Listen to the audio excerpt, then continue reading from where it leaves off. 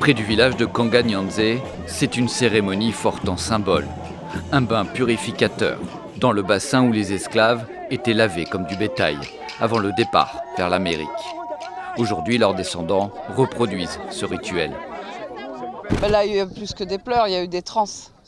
Donc c'est dire combien ces choses-là sont mystiques et puis marquantes pour cette population, parce que la dame qui est tombée en transe là n'est pas Bonnie, hein.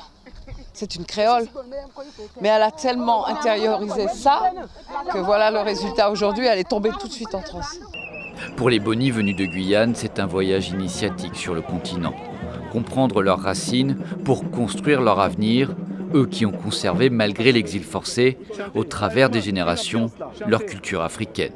Ça part de ce projet que l'histoire soit une base importante pour la connexion et qu'à partir de cette histoire-là, nous soyons capables de pouvoir développer des choses dans l'aujourd'hui. Ce n'est pas seulement regarder le passé, mais c'est regarder aussi l'avenir. Rickman et son groupe foulent pour la première fois le sol ivoirien. Cette Afrique, ils ne l'ont connue qu'à travers les histoires de leurs parents et grands-parents. Les retrouvailles avec leurs frères passent par cette culture et ces danses restées communes.